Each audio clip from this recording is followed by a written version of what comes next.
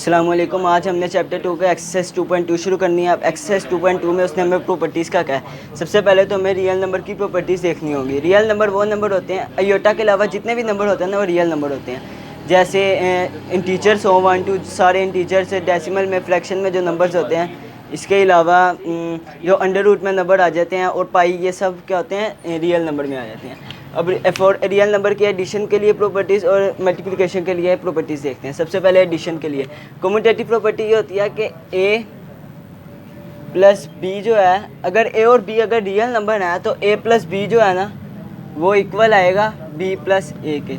ये होता है कम्यूटेटिव प्रॉपर्टी। अब इसकी एग्जांपल लेते हैं। जैसे 2 नंबर है, ए की वैल्यू है 2 और बी की वैल्यू है 6। अगर हम 2 + 6 करें और दूसरी तरफ बी प्लस ए, बी की वैल्यू क्या थी 6 और ए की वैल्यू 2, 6 + 2 करें, इधर भी 8 आएगा इधर भी 8 आएगा, तो ये दोनों इक्वल हैं। तो कम्यूटेटिव प्रॉपर्टी मतलब इसमें होल्ड करती है रियल नंबर में फॉर एडिशन के। अब उसके बाद आ जाती है मल्टीप्लिकेशन के लिए कम्यूटेटिव प्रॉपर्टी। मल्टीप्लिकेशन के लिए कम्यूटेटिव प्रॉपर्टी में क्या होता है, अगर ए बी रियल नंबर है तो हम जब ए मल्टीप्लाई बी करेंगे तो इक्वल आएगा बी मल्टीप्लाई बाय ए के। अब इसके लिए भी एक एग्जांपल ले लेते हैं। जैसे यही वाली एग्जांपल ले लेते हैं 2 और 6 की।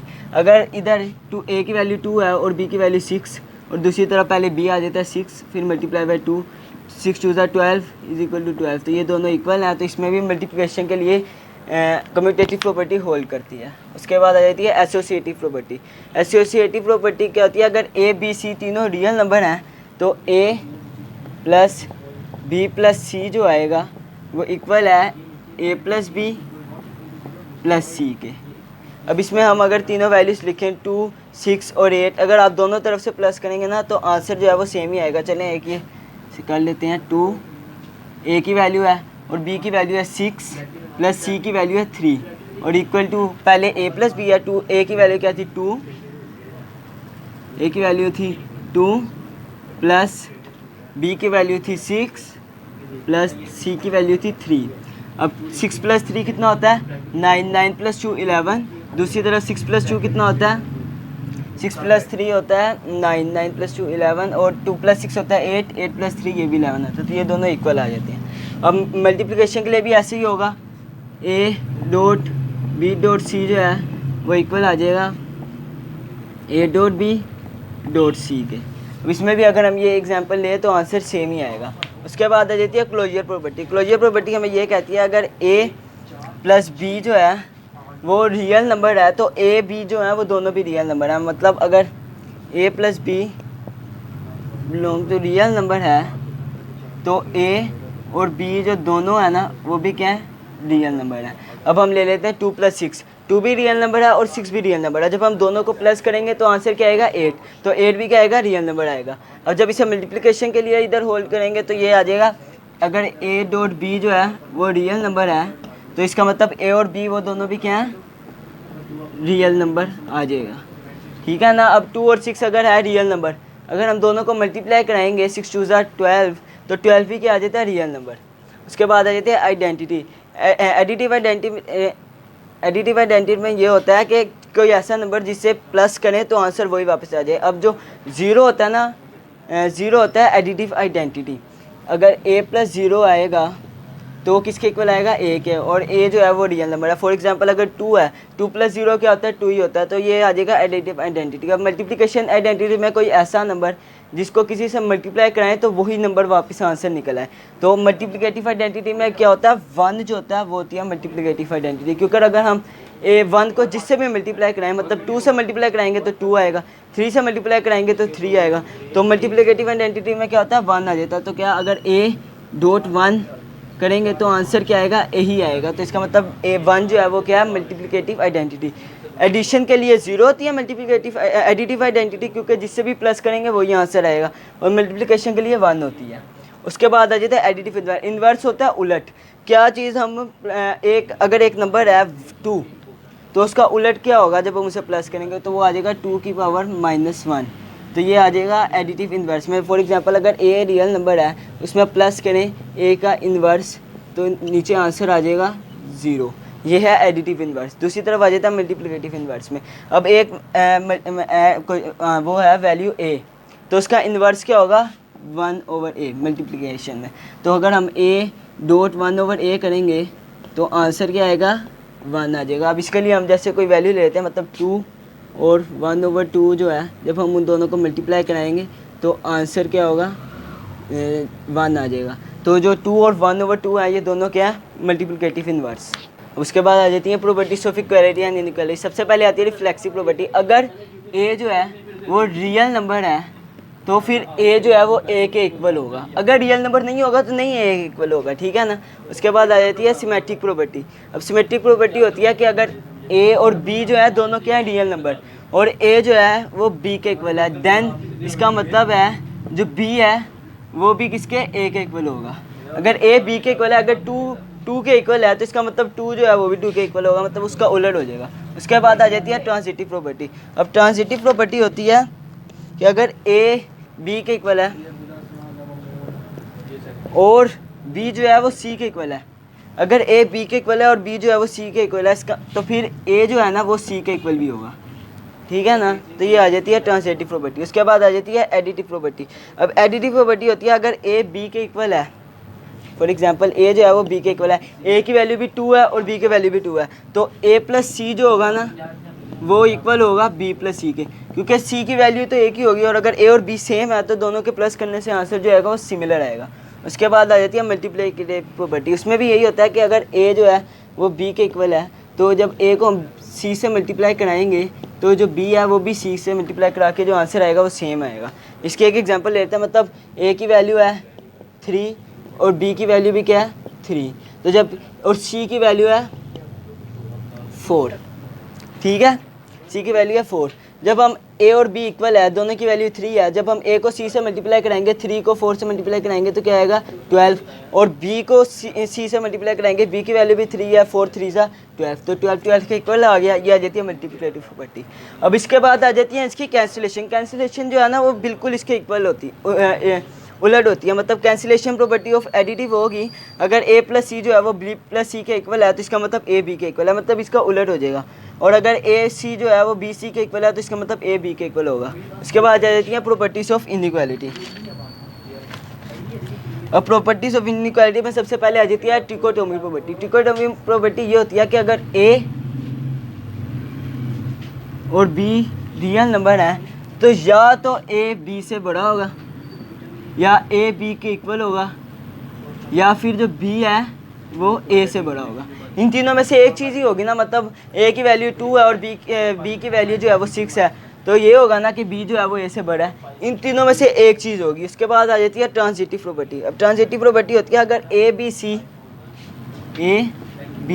c ये तीनों क्या है बिलोंग करते हैं रियल नंबर से, तो और अगर b जो है वो a से बड़ा है, b अगर a से बड़ा है और जो c है वो b से भी बड़ा है, तो जो c होगा वो a से भी क्या होगा बड़ा होगा। मतलब अगर a की वैल्यू है 3, b की वैल्यू है 4 और c की वैल्यू है 5, a की वैल्यू है 3, b की वैल्यू है 4 और c की वैल्यू है 5। अब जब a जो है वो b से छोटा है, b बड़ा है a से, और जो c जो है c की वैल्यू 5 है तो c b से बड़ा है, तो इसका मतलब जो c है वो a से भी बड़ा है क्योंकि 5 3 से बड़ा होता है। ये आ जाती है ये ट्रांजिटिव प्रॉपर्टी। अब इसी का ये उलट होगा, अगर मतलब a जो है वो b से छोटा है और c जो है वो b से छोटा है तो a जो होगा वो c से छोटा होगा, ये इसका उलट हो जाएगा। इसके बाद आ जाती है एडिटिव प्रॉपर्टी। अब एडिटिव प्रॉपर्टी ये होती है अगर a b c जो है वो रियल नंबर है और जो b है वो a से बड़ा है, ठीक है ना, तो a प्लस b जो होगा वो बड़ा होगा a प्लस सी से, क्योंकि b की वैल्यू बड़ी है तो a प्लस बी जो होगा वो बड़ा होगा a प्लस सी से। इसमें आगे एक दो और आ जाती है, मतलब अगर a छोटा और b बड़ा है तो इसका उलट हो जाएगा। इसके बाद आ जाती है मल्टीप्लिकेटिव प्रॉपर्टी। अगर a b c जो है वो रियल नंबर है और c जो है वो 0 से बड़ी वैल्यू है, तो अगर a b से बड़ा होगा तो a को जब हम c से मल्टीप्लाई कराएंगे और b को c से मल्टीप्लाई कराएंगे तो a c की वैल्यू जो है वो बड़ी होगी। इसके अगर हम एग्जांपल लें, a की वैल्यू 3 है और बी की वैल्यू जो है वो 4 है और सी की वैल्यू है 5। अगर हम 5 को 3 से मल्टीप्लाई करें ए बल्कि ए की वैल्यू बड़ी है 5, अब सी की वैल्यू जो है वो 6 है। अगर 6 5 सा करें तो 30 आएगा, 6 4 सा क्या होगा 24। तो 30 बड़ा होगा या 24? 30 बड़ा होगा। तो ये आ जाता है मल्टीप्लिकेटिव प्रॉपर्टी। इसमें और भी आ जाती हैं लेकिन वो बिल्कुल ना सिमिलर है। अभी हम क्वेश्चन की तरफ जाते हैं।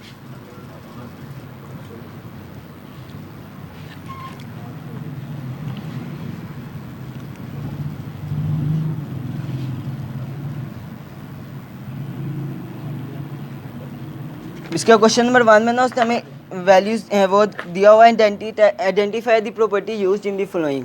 ठीक है ना। पहला क्वेश्चन जैसे है a प्लस बी जो है वो इक्वल है b प्लस ए के। अब वो कह रहा है कि इसमें कौन सी प्रॉपर्टी होल्ड करती है। हमने कम्यूटेटिव प्रॉपर्टी फॉर एडिशन में देखा था कि अगर a प्लस बी जो है वो इक्वल होगा b प्लस ए के, ये हमने देखा था कम्यूटेटिव प्रॉपर्टी में। तो इसमें कौन सी प्रॉपर्टी होल्ड होती है? Commutative property. इसके आगे हम लिख देंगे कम्यूटेटिव प्रॉपर्टी फॉर एडिशन भी लिख देंगे आगे, क्योंकि मल्टीप्लिकेशन में और क्या होता है A B is equal to B A.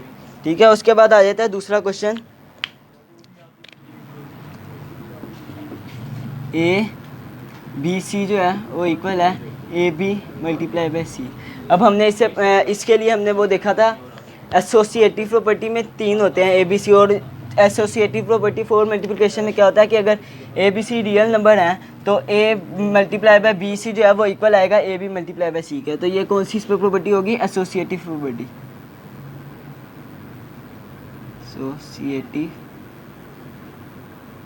Property for multiplication आएगा। उसके बाद इसका पार्ट नंबर 3 है 7 मल्टीप्लाई बाय 1 जो है वो इक्वल आता है 7 के। अब जब हमने आइडेंटिटी देखी थी तो हमने ये कहा था कि आइडेंटिटी वो होता है मतलब जिस नंबर से मल्टीप्लाई कराएं तो वही आंसर वापस आ जाए, और 1 क्या होता है? वो मल्टीप्लिकेटिव आइडेंटिटी होता है। तो इसका आंसर क्या आएगा? Multiplicative identity. और इन्वर्स में उल्टा होता है। अब जब हमने इसमें प्लस में किया था तो प्लस में एडिटिव आइडेंटिटी क्या थी? 7 + 1 जो है 7 + 0 क्या आ जाएगा? वो 7 के इक्वल ही आएगा। तो उसमें 0 थी एडिटिव आइडेंटिटी, लेकिन मल्टीप्लिकेशन में क्या था? 1 था।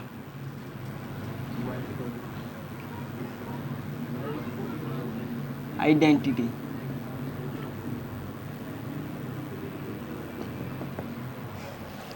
इसका पार्ट नंबर 4 है अगर x y से बड़ा है, और का मतलब होता है या x y के इक्वल है और या फिर x जो है वो y से छोटा है। अब ये है ट्रिकोटोमी प्रॉपर्टी। अब ट्रिकोटोमी प्रॉपर्टी में क्या था? ये भी हमने पीछे ही की थी। ट्रिकोटोमी प्रॉपर्टी में था कि या तो a b से बड़ा होगा या a b के इक्वल होगा या फिर b a से बड़ा होगा। इन तीनों में से कोई ना कोई चीज़ होगी। तो ये कौन सी प्रॉपर्टी है? ट्रिकोटोमी प्रॉपर्टी इसमें होल्ड होती है। ट्रिकोटोमी। उसके बाद इसका पार्ट नंबर 5 है कि a मल्टीप्लाई बाई b जो है वो इक्वल है b मल्टीप्लाई बाई a। ये हमने देखा था कम्यूटेटिव प्रॉपर्टी फॉर मल्टीप्लिकेशन में कि अगर हम a को b से मल्टीप्लाई कराएंगे तो वो इक्वल आएगा b मल्टीप्लाई बाई a के। तो इसमें आ जाएगा कम्यूटेटिव